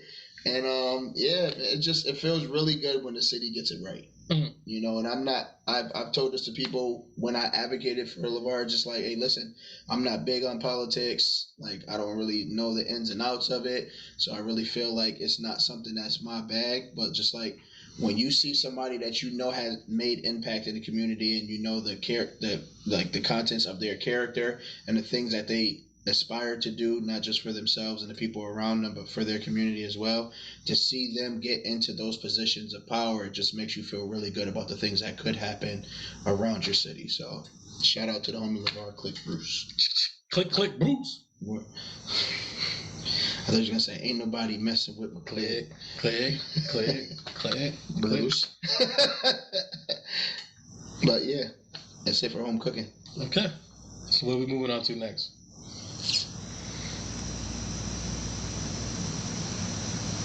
Man, get out of my way. Watch out as I come through. Dressing up the line, busting numbers in two. When I bring the pain, and what you gonna do? And strap up your shoes. Thank you for the low. Yeah, I was trying. He was signing. I was like, how do I do cleats? I was like, you know how you do it? You clean out your locker. I'm out to get you. On harder than hard, rougher than rough. There you go. Right, I got you. I got did. you. I'm not gonna lie. I couldn't let that part go by. So like we've been trying to figure out, because like I feel like we spent like almost an hour last time talking about NFL stuff on like how to shorten this down. Right. So I mean, just a quick because they got the Click-Bruce stuck in my head now. Yeah. As a quick review of week 1. As far as our 2-minute drill is concerned, I took the week 1 victory with the 8-6 victory. Very close. There was a tie last week, so that kind of helped one way or the other. We did do our picks for week 2. I would try to say those as rapid fire afterwards. Mm-hmm. Instead of going game by game and talking about like reviewing like what happened in every game, like we both kind of just picked 3 topics. It was a really exciting week of football. Yeah, we picked 3 topics that like we felt like we just wanted to talk about, like whatever the length is really up to us. I thought you were doing like a whole thing like this. I don't know what that was. The strings keep messing up my heavy break, bro. So I want to make sure. So like I picked 3 things. You picked 3 things. Do you want to go first, or did you want me to go first? Let's just go in the order in which we put them up there. Okay. All right. So the first thing we have. This is my take. Oh yeah. Are after watching all of these games and seeing everybody play, from everything that I saw on the field, are the New England Patriots now the worst team in football? They are terrible. They're not the worst team in football. Who's worse than the New England Patriots? Who looked worse than the New England Patriots? I guess is the best way to put it. Granted, and I'm not trying to. This isn't a whole like Dolphins homer thing. Like the Dolphins look so something great. to do with it, but like I'm just kidding. No, I know you know how to be impartial. Where it's just like, granted, I do think that the Dolphins are a good team, like maybe not a great team, but it's like the way that they made them look like they were the Chiefs. Like that's how bad the Patriots have played. So like my question to you is like, excuse me, is there a worse team in the NFL? And if you were a GM, like is there a worse GM job, like a worse roster than the Patriots roster right now in the NFL? If I had to pick one off the top of the head, I'm going with the Jaguars. The Jacksonville Jaguars? Yes. So, like, knowing what you know now, looking at both teams, and they were like, hey, listen, both of these GM jobs are open. You can either get Trevor Lawrence, Travis Etienne, Christian Kirk, all these guys. I can't remember who their number 1 pick was. I can't remember what his name is. He had a sack this week. Or you could have Mac Jones, Damian Harris, Ramondre Stevenson, Nelson Aguilar, Jacoby Myers. Bill Belichick. Okay, but you get Bill Belichick. Would you would rather have the Jaguars? If I could take Bill Jacksonville, then I would pick Jacksonville. But I just think the level of coaching experience that they have in New England, given the guys that they have, they can still win some football games. I would believe in the Patriots more than I would believe in the Jaguars. Did you see the video of Trevor Lawrence trying to hype his team up before they went on the field? I did not. So they're walking down the tunnel. And usually when you walk down the tunnel, you're like, you turn around as the leader of your team, like, we about to go out here. You're thinking about Ray Lewis used to make me want to run. I wanted to run through brick walls. Terrell Suggs. Yeah. Brian Dawkins. The Wolverine. Yo, listen. Even like today, like I see like Debo hyping up the team and stuff like that. Right. Like, I get super like. This is what happened in the video. You hear that sound? That's what you hear in the tunnel when the Jaguars are walking down. And Trevor Lawrence, looking like sunshine from the Murder Titans, is walking down, and he turns around and he goes, "Hey guys, it's time to play football today. We can do this. Let's just do our assignments, and we got this." And then turns around like he's a freaking iRobot in human skin, and they just walk out onto the field. My homie sent me the message, and he was just like, I literally just got unmotivated from whatever I'm supposed to do today after watching this video. It's terrible, man. It's terrible. Like if I was walking out behind that man, I'd be like, please let there be like some beer pong or some foosball tables or something on the sideline, because I don't want to play football right now. I have a hard time looking at the way the Patriots played on Sunday, I think the first place you're supposed to get your wins is your division. Yes. And it's like in their division is the Miami Dolphins, Buffalo Bills, the New York Jets. So they're going to lose 2 to the Bills, they're going to split with the Jets, and they're going to split with the Dolphins. You think they're going to split with the Dolphins with the way that they looked the other day? Yes. Okay, I feel like the Jets played well enough. Like they almost beat the Ravens, and for like the most part, they played really well against the Ravens. That's the best way to put it. They also lost like 3 players. They did. I think it was a starting O-lineman, linebacker, and was it Jamal Adams? No, Jamal Adams is out of Seahawks. Okay, so Jamal Adams, yes. So the Seahawks lost Jamal Adams, but I feel like the Jets lost a DB. I feel like they lost like 3 guys. They didn't lose a name. That's kind of like what I'm getting at. And to me, the Patriots don't even have names to lose. Sheesh. Like that's my point. Is like I can see where like if I move some things around, it's like I have pieces with the Jaguars. Mm-hmm. With the Patriots, I'm just like I got Mac Jones. I might have Ramondre Stevenson. Like there's not really like a lot there that like I would want. And like the Bill Belichick piece is a piece, but then it's like you go to the Jaguars divisions. They have the Colts, who they didn't look very good. I think they could easily split games with the Colts. Mm-hmm. The Texans was like another team that also like they tied, and it's like they didn't look that great either. Like they could also split those games. And then the other team was the Tennessee Titans, who I thought looked super disappointing. And I was like, I can see them splitting games with them. So it's like if you're telling me in your own division you could win 50% of those games, but the Patriots on the other hand could maybe win a game or 2, like. I feel like I'd rather have the Jacksonville job. I still would not. I feel like Bill can coach players up, man. I hate saying this because you know how I feel about the Patriots. But, I mean, once upon a time, without having hindsight, the Patriots were once terrible with a bunch of no-name guys that everybody said could not do anything, and they ended up doing something. I'm not saying that Matt Jones is a Tom Brady or there's a Deion Branch or, like, Teddy Bruschi on this team. But if you have a few players, I feel like Bill can coach them up. Okay. And that's all I was saying. That was my first one. What's your first one? What do you got? Oh, I had man, I'm trying to figure out how to say this without making it too long. What you got? So I'll just say there's not too many terrible teams. Okay, so like, I feel like we brought up the Patriots, we brought the Jaguars, right? But like for the most part, the NFL is always like I feel like it's evening out. Okay, so like usually out of like there's 32 teams in the NFL. Yes, it's 32 teams. Usually there's only like 15 or 16 good teams, right? And then like the other half of the league is trash, right? What you're saying is like that floor is now shrunk. Yes. So like how many bad teams do you see now? Like teams where you're like, oof, it looks real bad over there. Not counting like the Cowboys, who lost their quarterback due to teams injury. that actually look bad. They're just bad to start the season, not barring any injuries. Just going into the opening season, you're like, this team is trash. Patriots, Jaguars. Jaguars.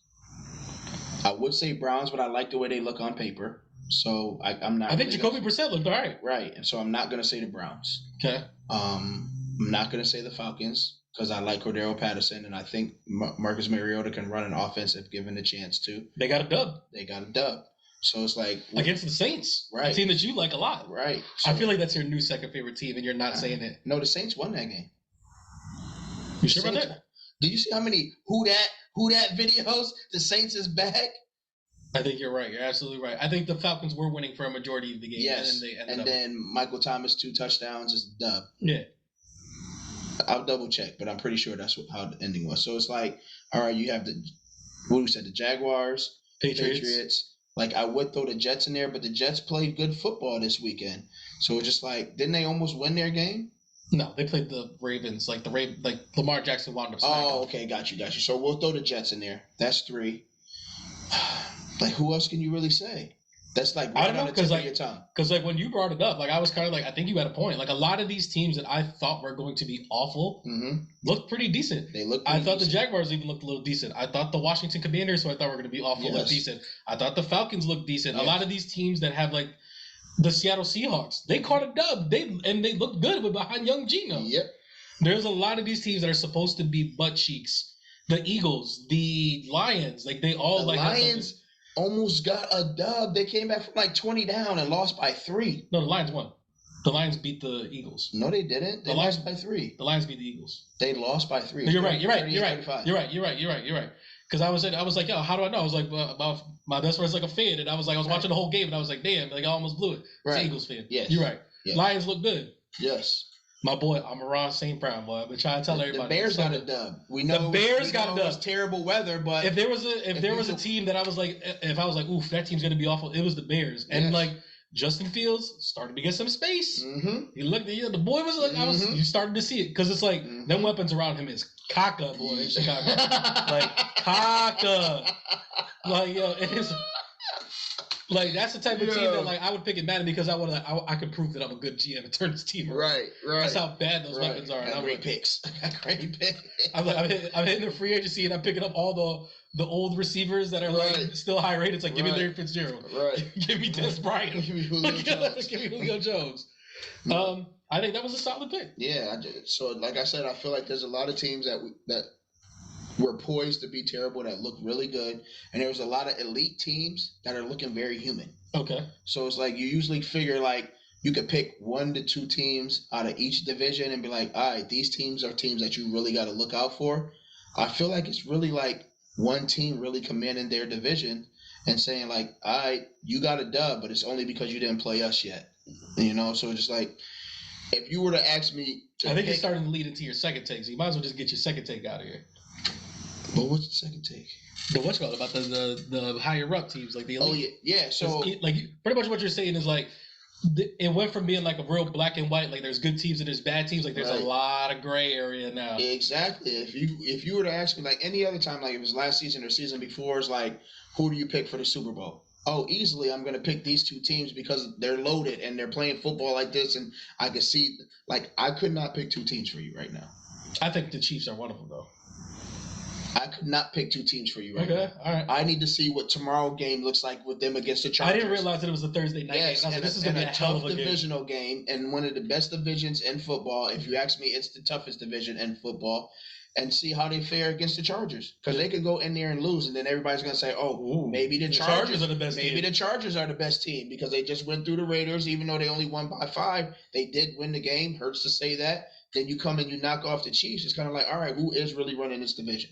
It's between those 3 teams and not the Broncos. Sorry. So that's where I'm at with it, man. I think it's going to be a very enjoyable football season. I mean, I know we say the cliche all the time, any given Sunday, but I really feel like that really holds true for this football season because you never know what's going to happen. The Giants won a football game. The Giants won a football game. Against the Tennessee Titans. The number 1 team in the AFC last year.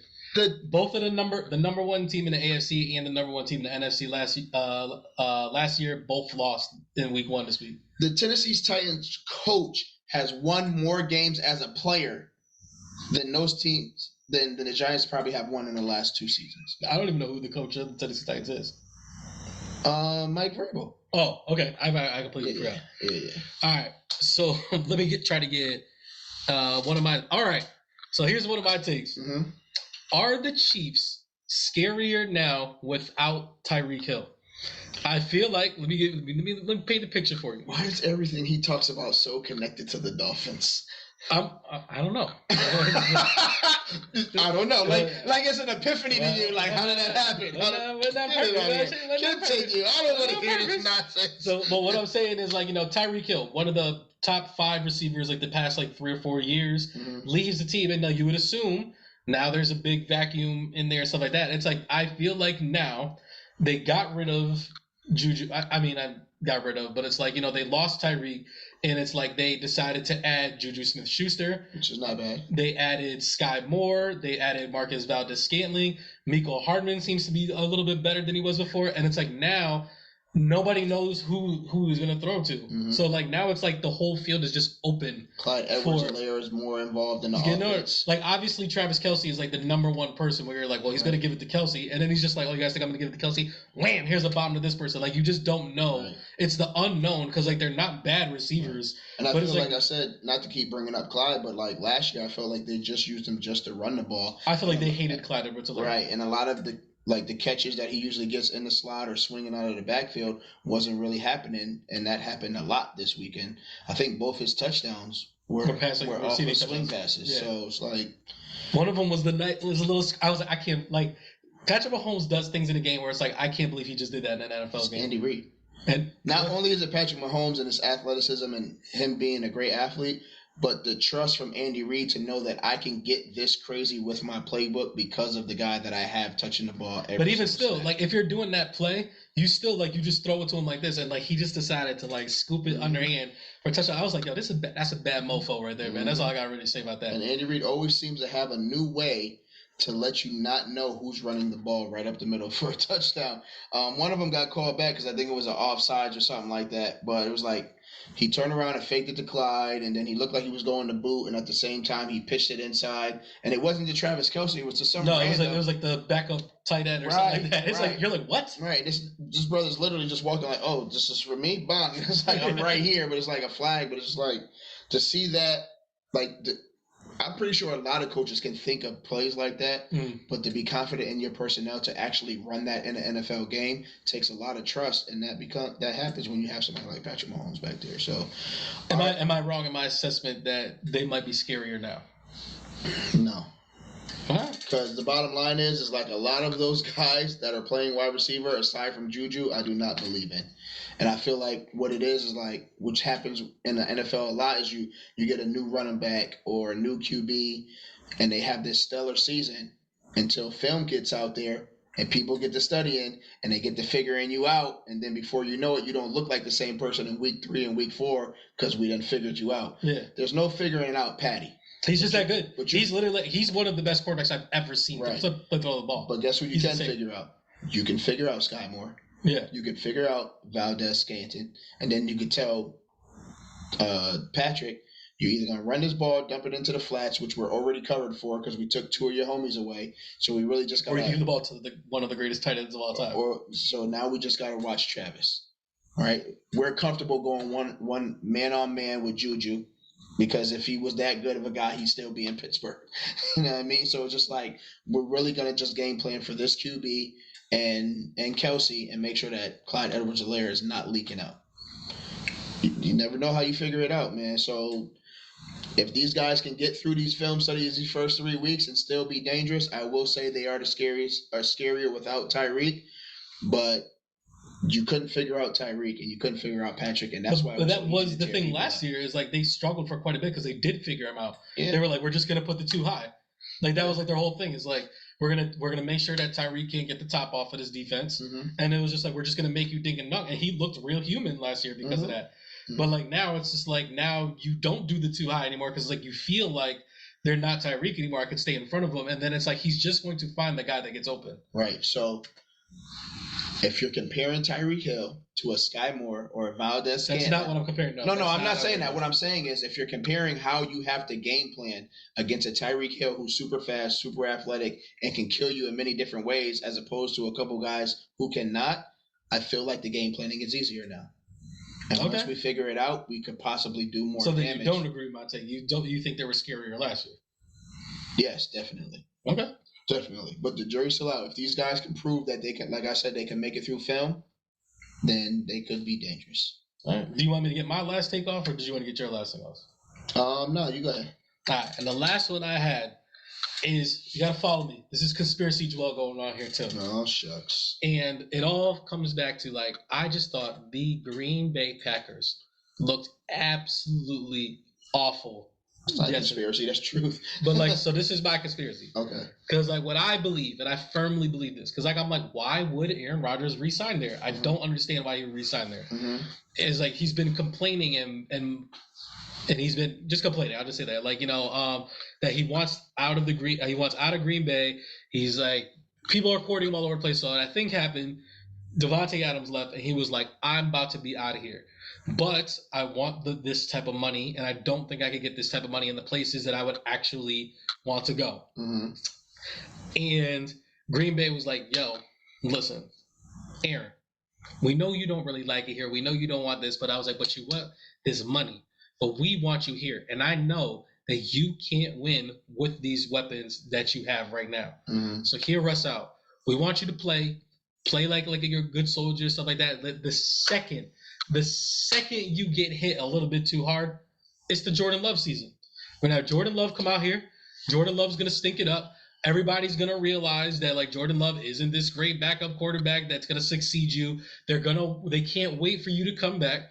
We're going to have a real crappy record. We're going to get a dope receiver or some dope O-lineman in the draft because we're going to have a high draft pick. Our cap space is going to open up, and we'll get you whatever free agent person you want us to throw it to. But we just need you to stick it out like this one season. And I feel like I saw it in Aaron Rodgers' eyes yesterday. He's like, I can't wait to throw the towel in on this season. How do you feel about my take on the Green Bay Packers and Aaron Rodgers?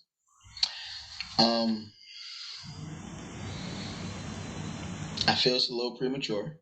Okay. But I guess that's why they're hot takes. I would say... Supposed to be overreaction Monday, but now it's Wildin' Out Wednesday. Wildin' Out Wednesday, I like that.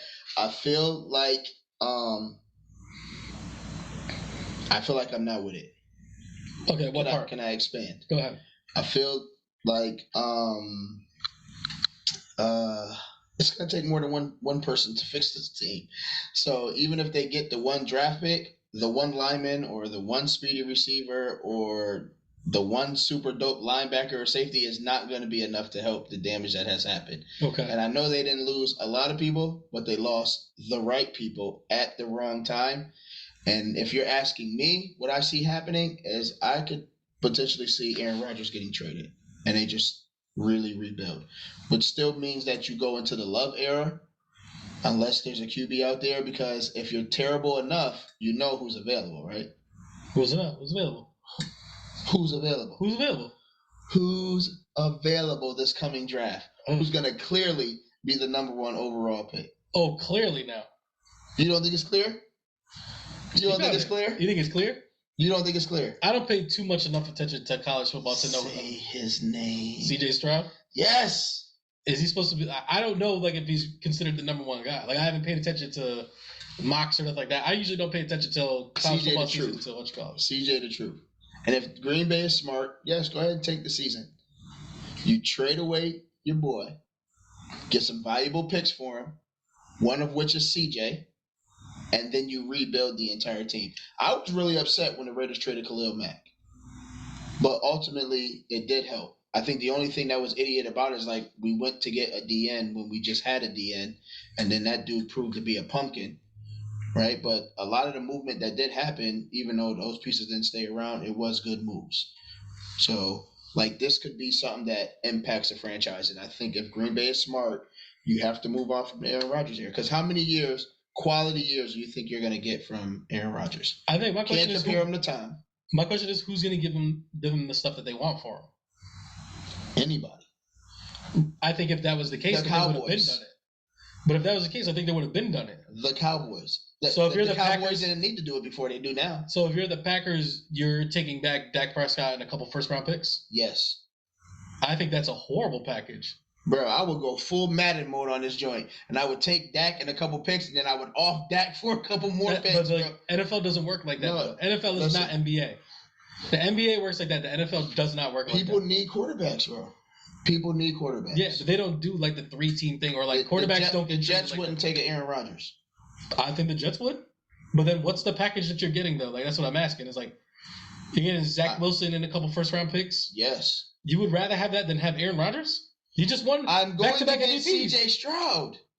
So then why do you need Zach Wilson at all? Keep him. Just give me another pick.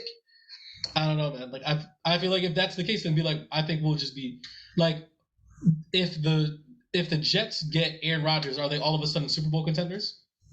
No.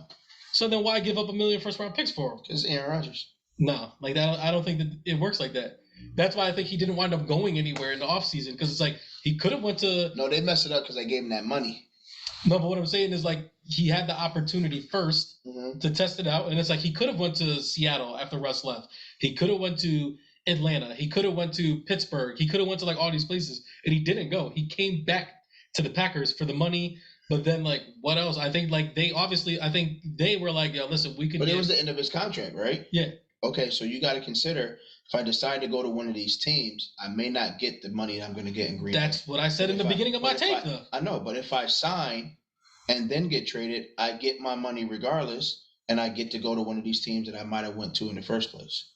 But, like, to me, that's an NBA thing. Okay, right? I get what and I you're feel saying. like the NFL does not work like that, where it's just like, why would we give Aaron Rodgers $60 million, or what is it? It's like $55 million a year or something like that. It's something crazy. It's like $55 million a year for us to still not be good. Like, you know, like they don't think like that. They don't work like that. That's why we see the opposite, where it's like we see guys get traded for like 4th-round picks. But they like, did just pay all this money to not be good, because they look bad. Yes, but literally, like they lost Devontae Adams, right? Last year they were the number 1 team in the NFC. Mm-hmm. They were the number 1 team in the NFC, and he won an MVP. Mm-hmm. So it's like you're just coming back. Like, we're taking you back. Mm-hmm. That's not a difference between like we're bringing you onto this new team and we're going to see how you fit on here. Like that's totally different. Mm-hmm. And I feel like there's a lot of teams, like especially the real crappy teams. Mm-hmm. Like we just talked about, like the Jaguars and the Patriots are 2 of the worst teams. It's like they're not going to take him. Maybe the Giants. But then it's like if he goes to the Giants, like what's the difference between the Giants and the Packers? There's a trade deadline. Week 6 or week 8? Week 6. No. They extended it. It's week 8 now because of the 17th game. Right. Let's see what happens in the next 8 weeks. Do not be if in the next 3 weeks. Let's see if he gets injured. Aaron Rodgers is all of a sudden injured. Is all of a sudden on the injury reserve. I'm gonna come out here and be like, Nasty Nas the Escobar, que si es Nostradamus. Oh my goodness! Call me Nasty Damas. That's a nice little drop there. That's not ours. That's Nas. I know how y'all be. On YouTube, I know how you be. I know how y'all be. Call me Nasty Damas. That's all I'm saying. Nasty Damas. Stop it. That's so uncomfortable. NAS is letting us know. No. That is hilarious. What was your last take? All right, so, man, I don't know how to say this like without it being like uncomfortable or inappropriate, but I love uncomfortable inappropriateness. The Bucks look different. Okay. When does passion become obsession? Is there a difference, or do they go together? I feel like I'm reading a Cosmopolitan right now. Like, what's going on? And is Tom Brady going to have a terrible season because he's in an empty nest right now? I don't know what that means. Giselle left. That's what? Tom. You don't know about this? Giselle, his wife? Yes. Left Tom Brady. Yes. Tampa. Yes. Like the so goat. They're not like divorced or anything, but they are currently not in the same living arrangements. When did this happen? Just like a week old. Bro, you be having all the hot information. Ain't no way that I have not heard about this. That's why I keep. So take Tampa Bay look different. Yep. Yo, I remember like a couple weeks ago he took like a weird, like he was like, I need some time off. Yes. Are you telling me like that time off that he needed was because like his wife took the kids and left? I don't know if she took the kids. I mean, listen. That's 4 hours ago, bro. That was today. It's 4 hours ago. I know. You said it like a week ago. No, this is an update on the situation that's already happening. I can't believe. So what I'm thinking is that what I'm thinking I is have not heard about this. You know how it goes. Hey, baby, when I win the Super Bowl, I'm done. This man probably didn't think it was gonna happen right away. A lot of people don't get to say that though. Right. So he wins the Super Bowl. And I mean, the next year doesn't go so well. He retires. And then less than 3 months later, they probably on the beach or something. This man's like, "Hey, man, I'm coming back." Like, hey, low time. Put your mama on the phone. Hey Giselle, I ain't never coming home. Have a nice life. For y'all who don't know what movie that's from, it's terrible. You should kick yourself in the face. But yeah, this is like this stuff is from 4 hours. But here, look, this one's 12 hours. This one's 20 hours. Like this has been going on. So this maybe is a day, bro. These are all a day. Maybe it's less than a week, but I know this news was out before Sunday football happened. Damn, I gotta say I did not hear about this. Yeah, so I mean, it could go one of two ways. I'm sure you have not actually read any of these articles, have you? No. Because like my question to you was gonna be, why did she leave?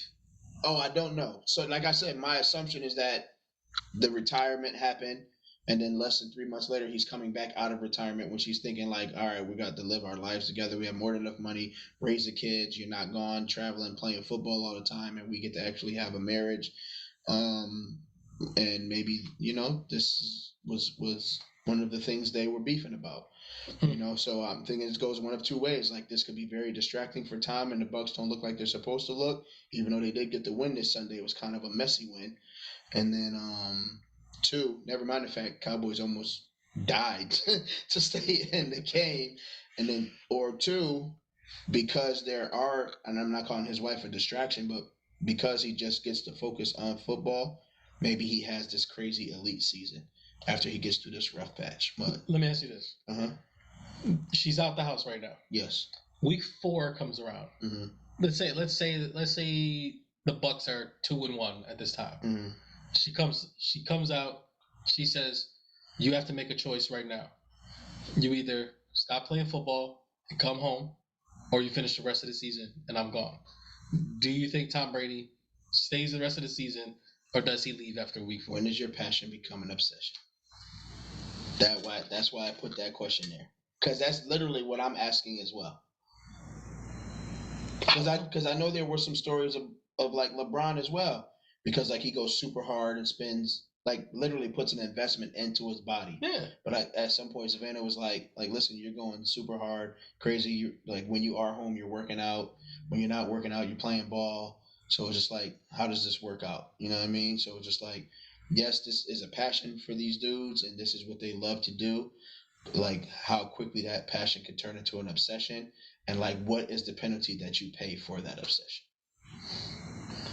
I don't know how I'm supposed to answer that. It's crazy, because right? But I'm saying like I've never been like an athlete on that level. Like especially I'm like I've barely been like a starter for most of my like time. Like you know what I'm saying? Like I've never been a star of any team I've ever been on. Mm-hmm. So it's like to be the star, and it's like he's a season or two removed from being a Super Bowl champion. Mm-hmm. Like this team's not bad. Like I know sports players don't do well with ultimatums, so that ain't the way to go. But they love to give them though. Ain't that the truth? But all I'm saying is like, from what we know of Tom Brady, mm-hmm. is he obsessive about the sport and like his body and stuff like that? Yes, but he's almost always put like his family above everything else for the most part, aside from his decision to play football. Because like I don't think that there's ever been a point where he's had to choose between his family and football. No. He also made a statement that says he would hope that his children do not have the same condition that he has of like his obsession for what he's doing. Like OCD, like our obsessive compulsive disorder. I don't know if we would label it OCD. It's just like he goes so crazy. Nature. Yeah, he just goes so crazy for it, and he loves to compete so much that it takes precedent over everything. And he said it himself that he hopes that his kids do not carry that trait from him. I'm trying to think like if I was Tom Brady. Mm-hmm. Why is that so funny? I'm not laughing at you. I just quickly got a visual of like, you've seen Andy get a Sunday before, right? Of course. Remember when Willie Beeman's arguing with his girl? Yeah. And I just instantly got like Tom Brady in a black A shirt. It just sounds in there. It's like, you gonna come at me while I'm going through this playbook? Then you just get out. I'm sorry. I'm just glad because I thought you were trying to picture me in a Bucks jersey trying to tell Giselle a bunch of. No. I instantly saw Tom in the black A shirt. I think I would call it quits. I think I would be like, you know what? Like, there are things more important than football. Like as much as. Oh, like, you would leave football? Yes. Oh, okay. You just said call it quits. You didn't decide like what. I was trying to paint the whole picture. Gotcha. Picture perfect. Paint a perfect picture. Gotcha. You know what I'm saying? It's just like, yo, listen, like, as much as you guys rely on me and like all this other stuff is like, I was gonna be gone at some point in time, anyways. These guys, for my family and all that stuff, they're not gonna be gone. Right. Clearly, they need me now. You guys got to understand, and I think like as much as they all had Super Bowl aspirations, I think that for the most part they would understand. Is like, damn, like I get it. Nah, I ain't trying to hear that. If I'm the coach, I ain't trying to hear that. I don't care what you trying to hear. No. I'm saying I know you're not designed to care because you're concerned about your family. It's just like, that, bro. I could have did a lot of different things if you had just decided to stay gone and you came back and now I am gone. I am definitely about to get fired. Top Bowles ain't get fired. Top Bowles is a good coach. All right, good coaching gonna look a lot different when who's throwing the ball. I was saying I don't even know who the quarterback for the Tampa Bay Buccaneers is, but you're like Cyprian or Cyprian, whatever his name is. I'm about to tell you right now, yo, that is hilarious. That That must be one of the greatest jobs of all time. Back up to Tom Brady. You wouldn't know who. You wouldn't even. Oh my goodness. Who is it? Blaine Gabbert, and then Kyle Trask. I think we've seen a lot of Blaine Gabbert. I think Blaine Gabbert can take him to the playoffs. All right, listen. So what's the next topic? Well, all right, no. You're Tom Brady. What are you doing? To be honest with you, if I'm Tom Brady, once I have retired, I wouldn't win back. Well, you heard about the story about the whole retirement thing of like why it wasn't really a retirement, right? Nah. Like it all falls back on this Brian Flores business. Like that's why the Dolphins got all those picks taken from and stuff like that. From oh my God, what's the word? Tampering. Because like Tom Brady was told that he was going to side with the Miami Dolphins, so he was going to do all the other stuff. Then the Brian Flores stuff happened, and then it was blocking a whole bunch of stuff because they talked to him illegally, and they promised him like a whole bunch of stuff or whatever, and then they talked to Sean Payton of the Saints, and Sean Payton was about to come be the new coach of the Dolphins, and then the Brian Flores stuff happened, they got all caught up, and then everything got blown. I'm being dead serious. I just wonder how everything goes back to the Dolphins. Pythagoras, my God. Like, remember when we talked about this and you brought it to me? I didn't even know this was a thing. Like, and like, it was all over ESPN for like a while. Like, when all this stuff came, because they were like, why are the Dolphins losing these picks? And it turns out like that they lost these picks because they were tampering with Tom Brady and Sean Payton, both of them. That's crazy. I didn't know about it. Yeah, and it was like, so Tom Brady, to avoid all this stuff, because like a lot of stuff was getting ready to go through, he was like, I retired. Because like it cancels all this stuff out. And then it was like, once it all canceled out and everything like that, he's just like, you know what, I'm not retiring. I'm coming right back. Because he thought he was going to the Dolphins, bro. Right. Wow. He saw that Tyreek Hill over there. He was like, man, Tyreek Hill and Jalen Waddle, I could do some things over there. Definitely do some things. So get sick. We'll make some things happen. You have any other takes, or are we ready to move on? I know it's getting late. No, we have just a 2-minute drill. All right, so I can try to read these off like as quick as possible. Okay. So let's see. We made our picks this week. I had the first pick. If I'm given an ultimatum during the season, I'm definitely still playing football. Damn, so you letting your wife walk away? I feel like if this could turn into a heavyweight leverage, which we haven't done in a while, which is coming back. Don't worry about that. But like I feel like love is not an ultimatum. Like you can't say like this or else. Like when a relationship becomes or else, then you are probably already in a situation. But you made me a promise, though. That's why I said originally I probably wasn't gonna go back to football. But if I'm in football, so you just go back on your and I'm asking to make a choice. Your kids need you, Tom. I need you. It's my last season, I promise.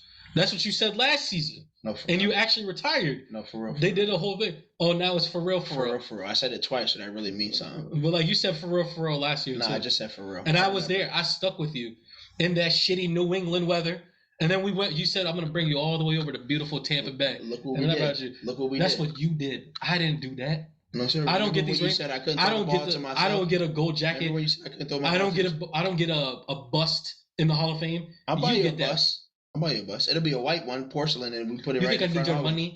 I mean, famous model. I don't need your money. I'm not saying money. I was just gonna get you a bust. Bust.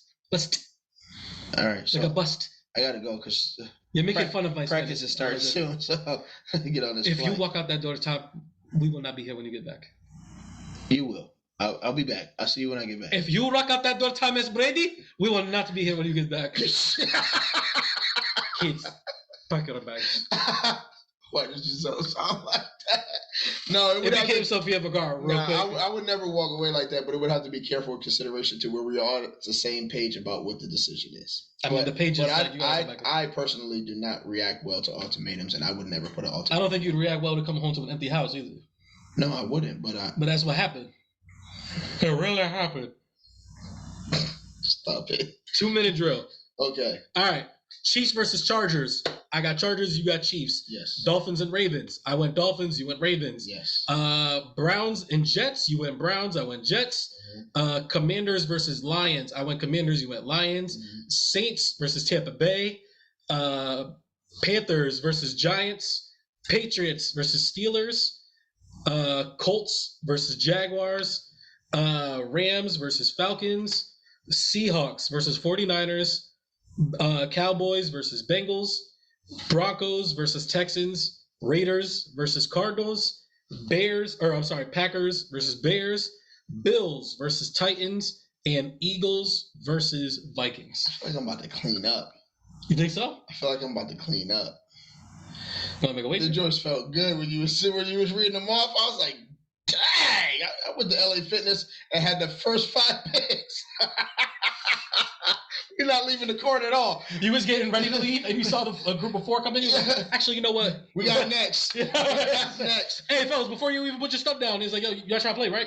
Hey, you got a spot for one more? We all set. Hey, we all set. It always everybody has that moment when they get to say we all set. That's a good one. No, we good. Because you know you got that feeling like, oh yeah. You can have the next after us. Don't worry. Yeah. I'm gonna tell everybody that you got next after us. We closing the gym, baby. Yeah, man, we about to close the gym on this one, man. This one feel good. We're gonna see. This one feel good. All right. Still haven't cashed in that Ruth Chris yet. You know what I'm saying? It's coming. Yeah, but it's double or nothing on this season. I know. No, it's not double or nothing. It's more than double. Huh? It's 2 nights of dinners for 2. That's double or nothing. If it was already 1 dinner, then now it's 2. That's double or nothing. But it still wouldn't be nothing. So like, if I win, it's not double, it's triple. But if you win, like, it's not nothing. Like, you still get an extra dinner. We're saying the same thing. We're not saying the same thing. You're just not agreeing.